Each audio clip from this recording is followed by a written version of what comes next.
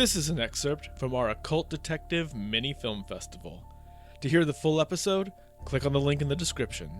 And now, on with the show.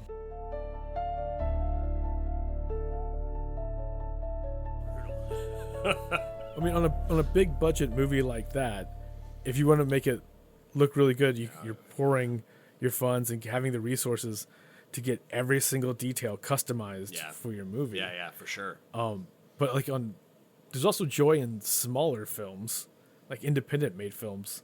Like the very last one on our list for Occult Detectives is The Waves of Madness, also from 2024, directed and starring Jacin. Oh, where's my note? Jason Trost. Jason Trost. And tell us, I mean, there's a story behind us getting to watch this movie and getting to talk about this movie. Yes, this movie is, it's only been released in festivals so far. In New Zealand and Australia, yes. not even the US. Yes. I think he tried, but they just weren't. They weren't feeling it. Jason has made a lot of movies. He makes micro budget movies, and he makes them for, like, essentially, he goes and works, makes enough money to make a movie, which is anywhere from, like $20,000 to $40,000. These are micro budget films, and then he does all the work himself.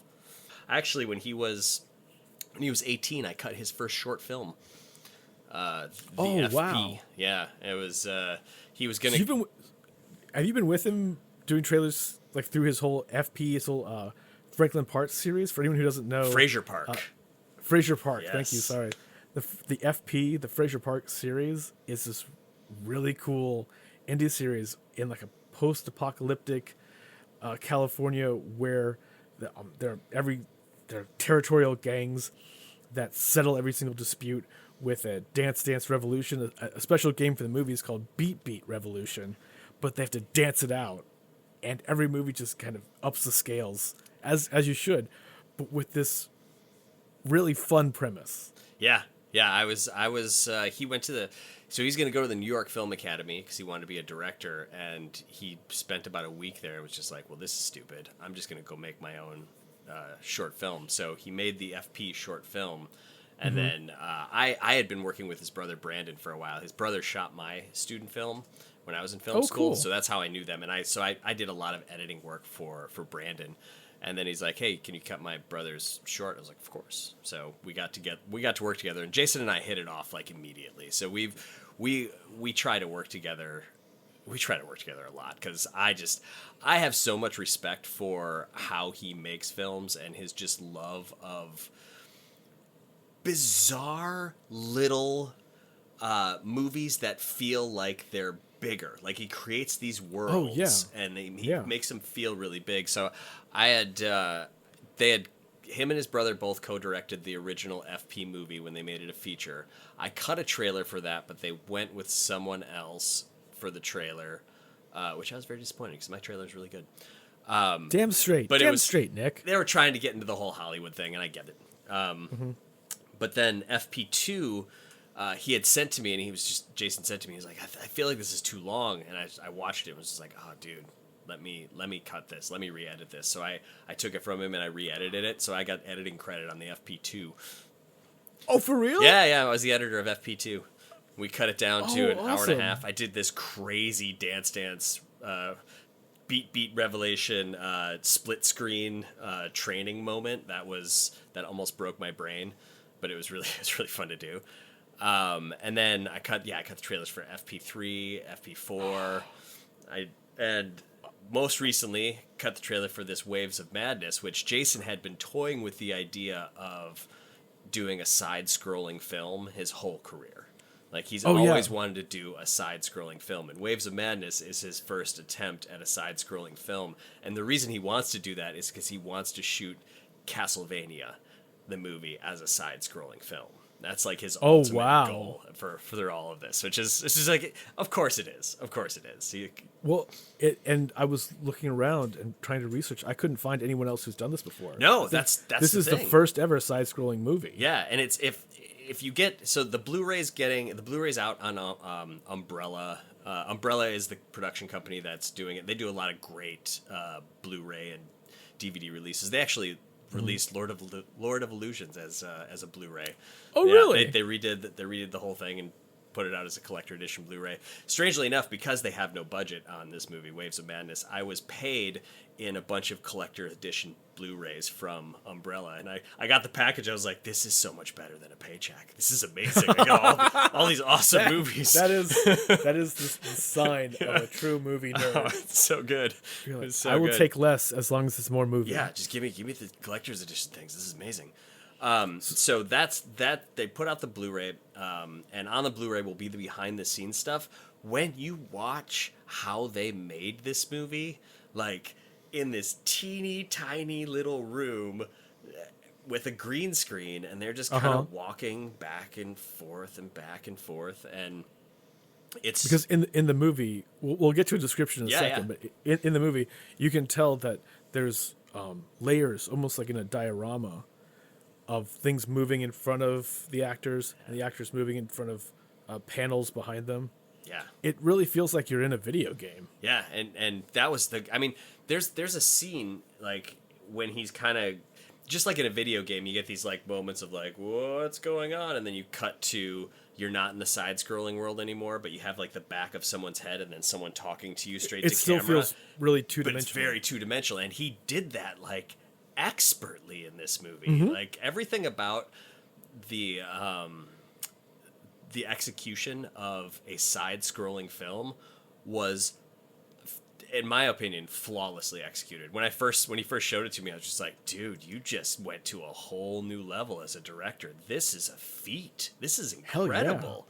Yeah. It was really just something. And yeah, I Jason Trost, the man is, and he's also one of those guys who's like, give this man a Marvel movie. He's like amazing, but he doesn't want that. He wants to stay in this micro budget world because he has total control. He makes all his own miniatures. He shoots all the miniatures. He builds the sets. He does everything himself. He's a low budget auteur. He's a low budget auteur completely. He's a complete low budget auteur, and he takes the time. I think his movies take a while to make because he takes the time to do it all kind of himself, and has these really small crews of people, but really trusted people that he goes back to. So yeah, Jason Trost, solid indie director. I mean, we've praised the man. We should talk about his movie. Yeah, let's talk about the movie. So, Waves of Madness, the synopsis is, a special agent is dispatched to investigate a distress call from an ocean liner, only to find the ship eerily abandoned and haunted by a malevolent force that twists sanity into terror. That's a great line. I love that. Yeah, That had good me synopsis. sold. And I mean, right off the bat, you kind of know what tone you're getting into because one of the first shots is zooming in from afar on the ocean liner that's called the Elder of the Seas. So the Lovecraftian atmosphere is right there from the beginning. And you get to see, again, side-scrolling, just like as you're looking, if you were looking at this ship from the side, you're seeing people walk along, going back and forth between the bar and like the lounge area. And we follow one particular character that walks out to one of the decks to look up at the stars.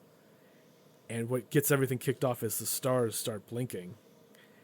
And then all of a sudden, like the screen cuts, like real quick flashes to screaming crowds. And then we fade to our Jason Trost, our lead character, Special Agent LeGrasse, coming to the ship and getting instructions from his handler that no one's heard from anyone on the ship. The ship has been lost in the middle of the ocean in the South Pacific, in an area that I didn't realize is called the Spacecraft Cemetery. And that's a real thing. I had to look up. Ooh, see, I didn't even know that. That's Jason. He's got all the insider stuff. It's the one point on the planet that's the farthest away from any landmass, and that's where everything that has ever returned from space, that's where they aim to crash it, especially if it's satellites or pieces of the OSS that they're getting rid of. That is the Spacecraft Cemetery, the graveyard where things can crash without any chance of hurting any neighboring populations or causing causing big waves that might affect the mainland. It also is about where I've seen on fictional maps where they put the sunken city of Raleigh, where Cthulhu is supposed to live. So it all ties together in a great way that like the cosmic horror threats from space would align with where we would eventually be crashing our own spacecraft. It's pretty cool. That's a good backstory. I wasn't even aware of that backstory. That's great. So yeah, so we got Special Agent LaGrasse taking a boat out to this ocean liner that's in this spacecraft cemetery, boarding the ship, and finding that everyone is dead, except for a single survivor who was locked up in the brig. And that turns out to be Tally Wickham, who's playing the Jason's character. wife. Oh, really? Yep. Oh, I'm telling you, he's got a tight knit crew of folks. Oh my goodness. Okay. Yeah. Oh my goodness, because I was looking for the through line of this movie, which I was, unlike others in our list, this one has a clear through line. It's about grief. It's about coping with loss. Our character, Special Agent LaGrasse, is on this mission after having lost his wife beforehand. And he has now that he's on this possessed ship, he's having flashbacks of that grief, as if the evil force is trying to distract him from his mission. And now I'm realizing that what an interesting set of scenes for a couple to have to play, where his wife is dying and it's a husband and wife playing those roles. I'm wondering how much fun they had with that, or if that was. Oh, I'm assuming they're having a lot of fun with these things. Like they enjoy the making of all these films for sure. Okay, cool. From what I gather, anyway. But yeah, and the kind of, for me, the genius of it is like he's a secret agent, but he's doing this detective work, like you going into a video game, like a Resident Evil thing. Oh, you went into a house, now you got to figure out like where this part is to get you to this part, to get you to this part, to get you to this part, to get you to the main monster. And of all the movies to be slapped with the cliche criticism, this is a video game movie, it's just playing out like a video game.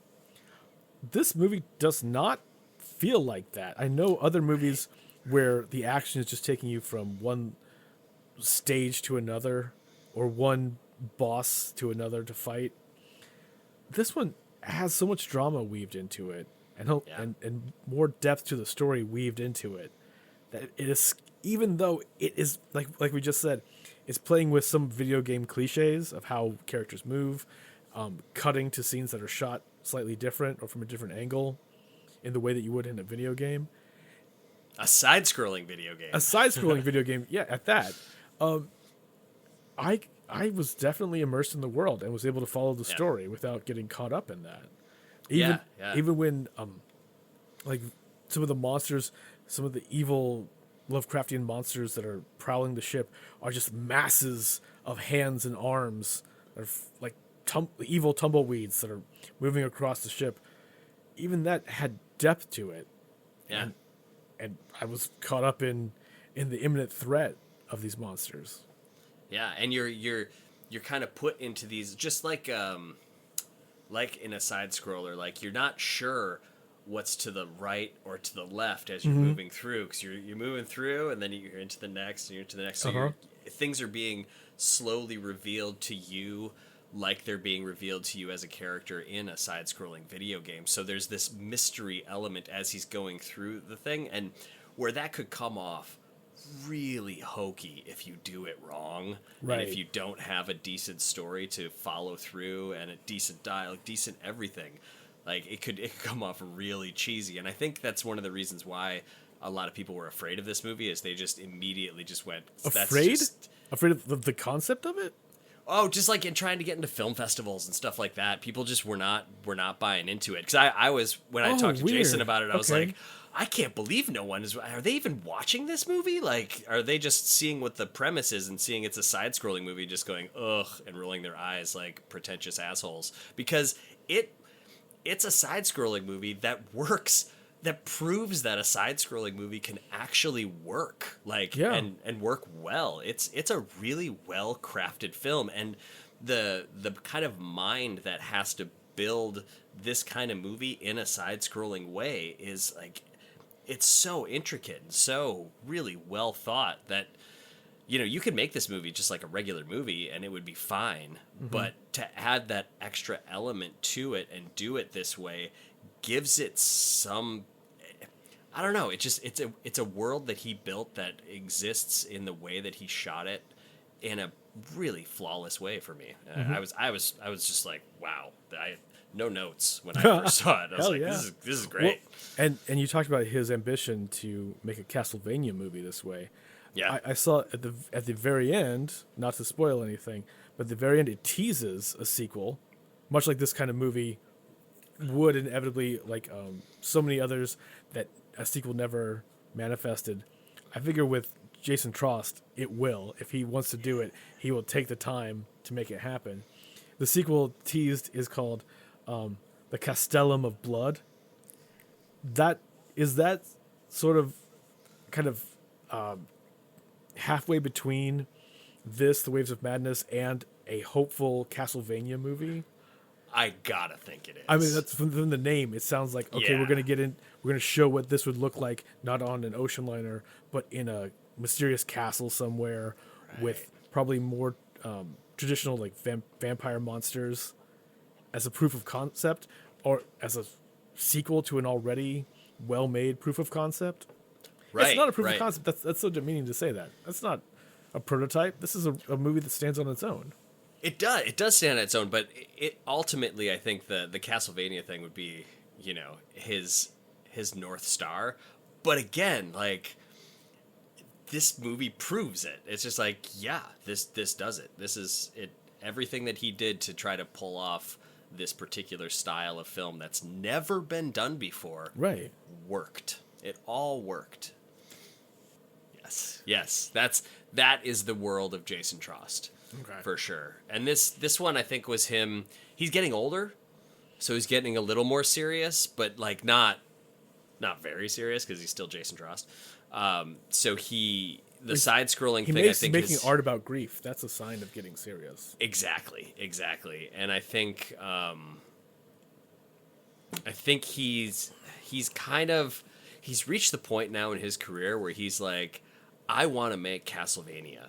I really want to make Castlevania, but I really want to make it as a side-scrolling movie. So I have to prove that I have the chops to be able to pull this off. So I think that's where this all kind of stems from. Do you think that people would give him the license to make the Castlevania movie and make it like this? Because Because remember when they made the Doom movie and they did first-person shooter perspective and it was dumb? Right. I think that's kind of the. Because If you're making a movie at that level, you're not gonna have any freedom. No. Like his next, like, he even told me, like, Umbrella is, if he can sell enough Blu-rays with Umbrella, they'll pay for the next one. And I think the next one's going to be his Castlevania. The Castellum of Blood? Right. So he kind of does that one, makes his Castlevania movie, and then maybe a studio lets him do a Castlevania movie that has moments that are in like 2D Right. or side-scrolling. My first statement was kind of a bit of a like reality check criticism, but No, it's true. I wouldn't mind seeing him getting the license to make his version of side-scroller game movies.